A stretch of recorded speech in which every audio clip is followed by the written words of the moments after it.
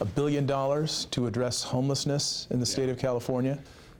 No bigger issue. I mean, issue of housing and homelessness, affordability, people feeling we're past the point of frustration, a crisis, legit crisis. I don't use the word crisis as often as others because I think we dilute the word. You can't, I think, look at the issue of homelessness and not call it what it is, a crisis.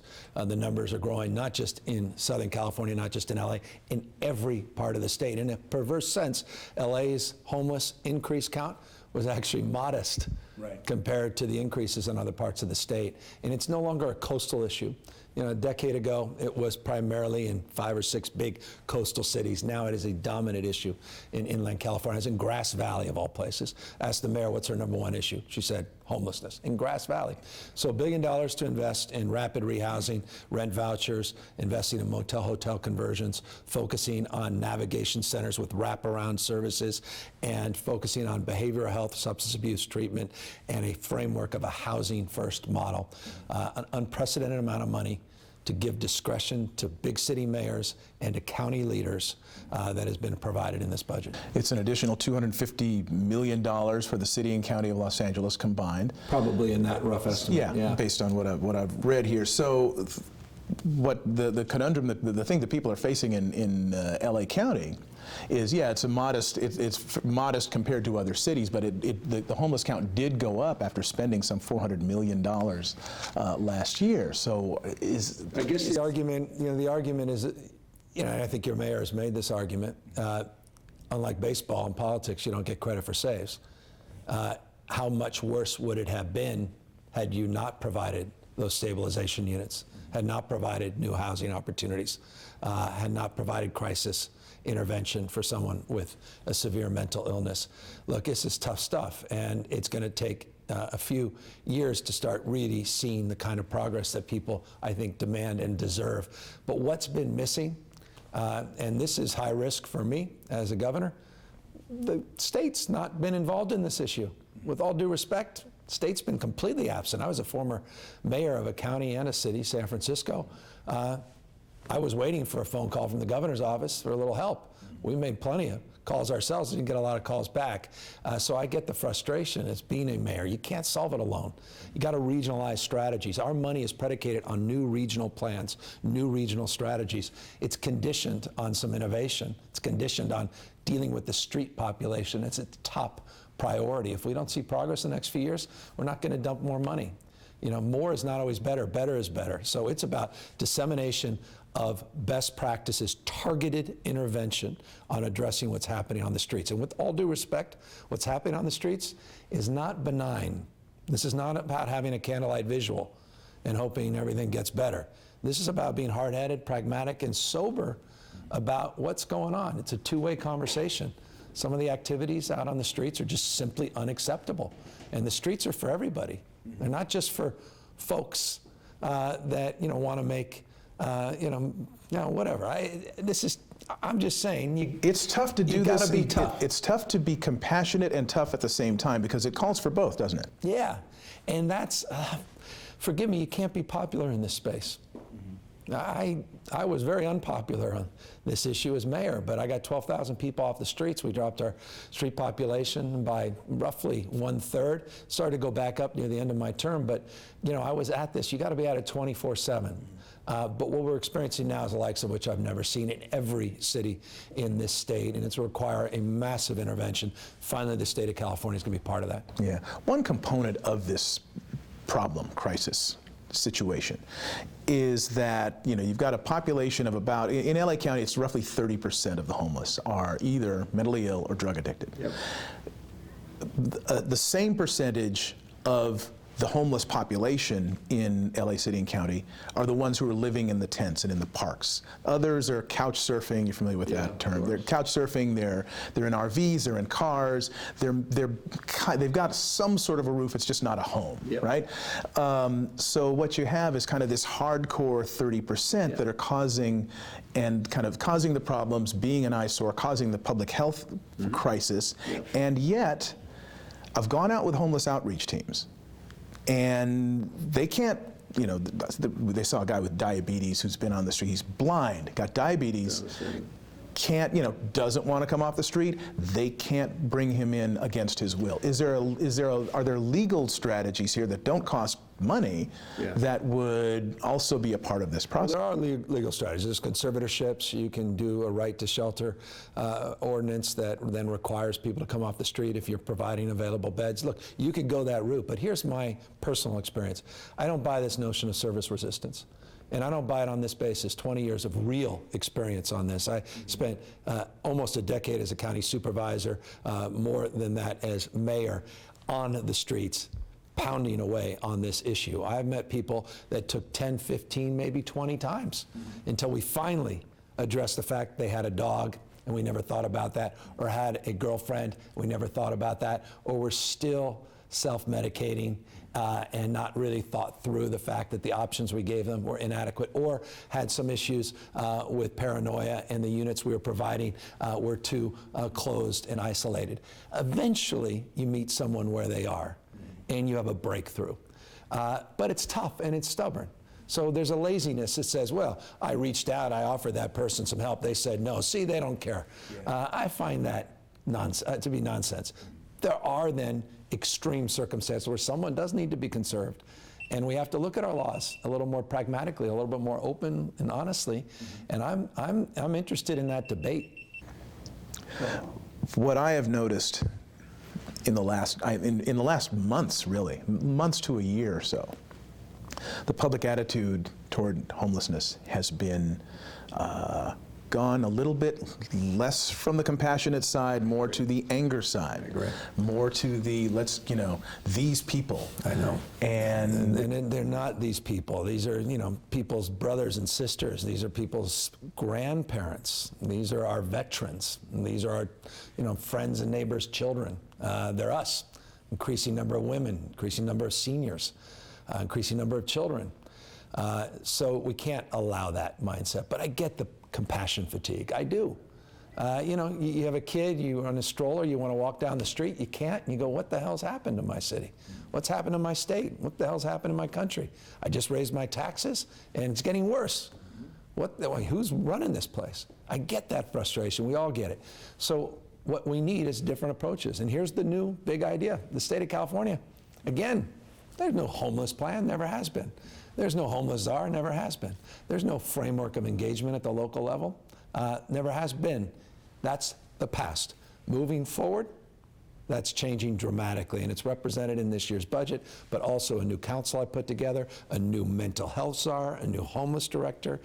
We're in the game. I don't want to overpromise here. This is stubborn stuff.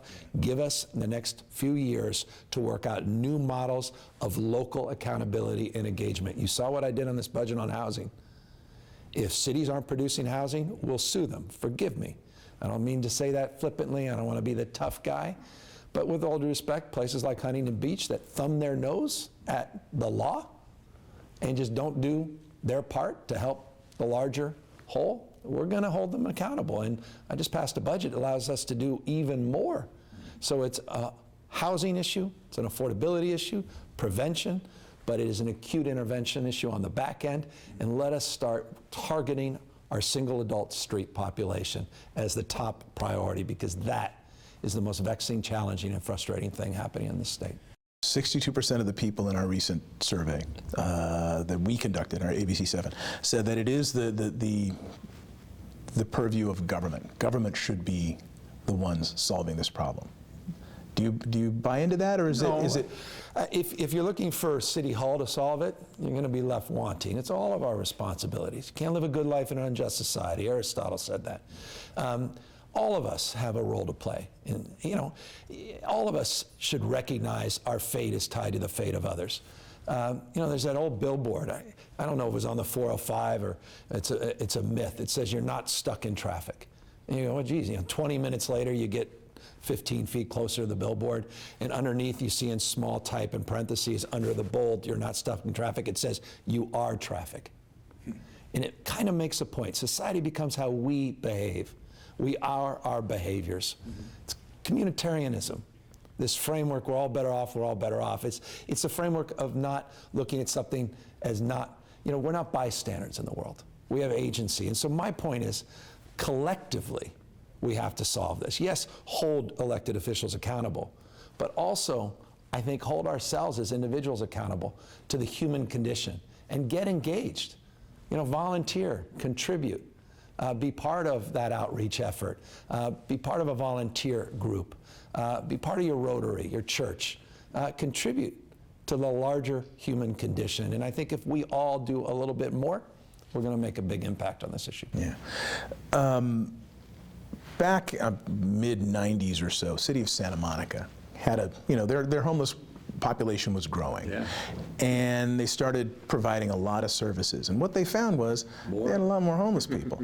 Are you concerned about that as the state spends more money? 100%. And hey, I lived it.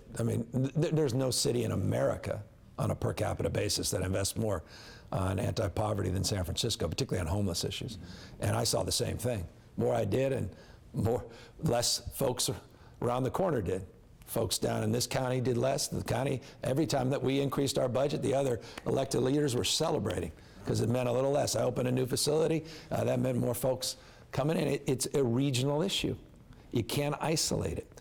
And Santa Monica experienced that. I think LA's experiencing a little of that. Downtown and that sort of Skid Row core. Not everyone was born and raised in downtown. That's out homeless in downtown. You've got a regional issue, and regionally we've got to solve it. And that means we regionally have to solve it. And what I mean by that is every community has a role to play. Forgive me for those communities that want to kick that out of sight, out of mind. No, we're all in this together. You want to solve this issue? We're all in it together, which means you got to do your part. Everybody, and that's why all of our money is predicated on these regional plans. I want to see mayors that have thumbed their nose, turned a blind eye, communities that have protested, a mental health facility to help the most vulnerable human beings. I want to see folks held to account, and I'll tell you, in our budget we just passed, people don't know this, forgive us, but we're doing the right thing.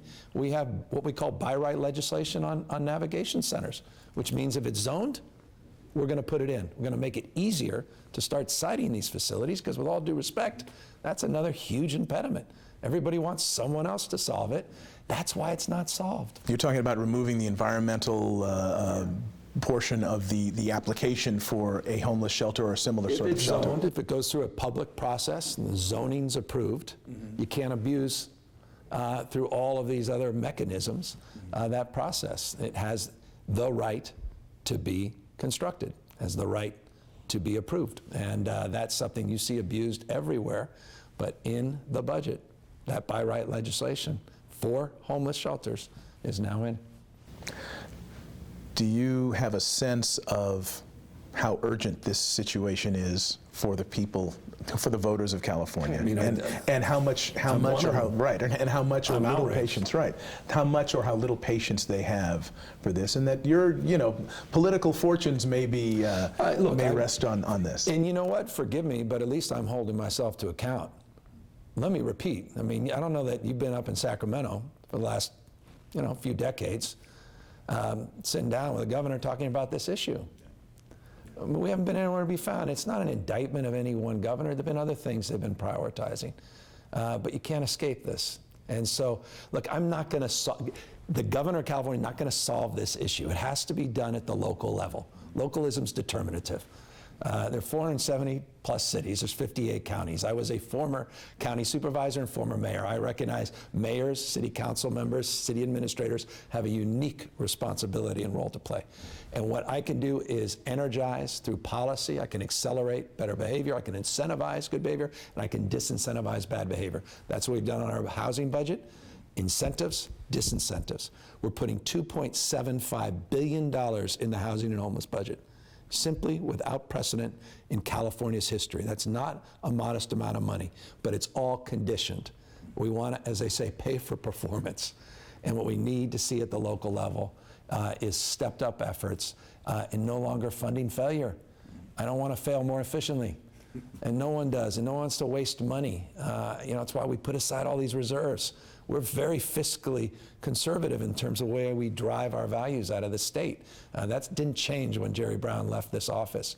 But we do want to invest in this crisis, and we are doing it in historic ways. 14 or so, almost $15 billion in reserves this year, correct? Did I get 19.2. 19.2. We have 4 reserve accounts. Folks look at that rainy day reserve at $16.5 billion, but there's 3 other accounts, $19.2 billion of hard reserves, over $55 billion in cash. A lot of resiliency that we have in the budget. When you pay down all your debt, when you get rid of all the gimmicks, we got rid of the payroll gimmicks, paying people on the 1st, not the 31st. That was $1 billion plus. We're paying down pension obligations. Gives you more resiliency. So in a downturn, and we all anticipate one, that California can glide through it a lot better than we did in the past. Yeah. There's been a request, as I'm sure you know, for about $1 billion, $1.2 billion additional for the city of Los Angeles. I just saw that. I don't know much about it. You're going to tell me more. City Councilman Mitchell Englander, and with the backing of Mayor Garcetti, says, hey, how about another $1.2 billion so we can deal with this homeless crisis? Well, how about we invest the $1 billion we just provided, plus all the housing money, $1.75 billion, in a strategic way. No city, no county gets more of that almost $3 billion than city and county of the city of LA and the county of LA. So let's see how we do with those dollars before we start asking for even more. Okay, so would it be fair to say that's a no at this point? It's fair to say, quite honestly, and I'm serious, as a taxpayer, we haven't even begun to spend or appropriate the money that just got approved in this budget. When we see how that's going, let's ask for more money, with all due respect. I mean, money right now is not the issue. It's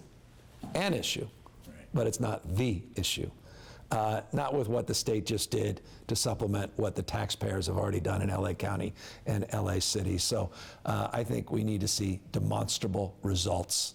And when we see results, we are all in on replicating those examples and doubling down on making additional investments. So if we see some real progress, I want to be back here with you talking about funding that progress at even deeper levels than we have this year. Did you watch the debates last night? Are you kidding? Of course. And what'd you think? Oh, I'm very proud. I mean, I have a candidate, someone I've known over 2 decades. Worked with her as a DA. I worked with her when she was Attorney General, when I was Lieutenant Governor. I'm now working with her as a U.S. Senator. Kamala Harris just excelled by any objective measure. She was the star last night, and that was the person I've known for all these years. So as a Californian, I'm proud. As a former mayor of San Francisco, working with her as DA, I was proud. As a governor, I'm very proud of our U.S. Senator. Okay. And one other quick question, talking about surpluses. You've got all the surpluses, rainy day fund, Democratic governor, Democratic controlled legislator. The Democrats are supposed to be the big spenders. Yeah, we're not. The opposite. We inherited from a Republican administration $34.7 billion of debt. The last Democratic administration, the current one, just paid off all that debt, put together historic reserves, paying down pension obligations no previous Republican administration has done, and has more budget resiliency than probably 2/3 of Republican states. I mean, isn't it the height of irony, the contrast between the Trump administration and what's happening here in California? They celebrate a 2.9% GDP growth. California had 3.5% GDP growth. They celebrated that growth because of tax cuts, and yet here in California we're experiencing historic budget reserves and operating reserves, while the federal government's experiencing historic budget deficits. The contrast between the 2 governing philosophies is on display for the American people. I think they may prefer the blue state example from the red state president. Okay, thank you very much.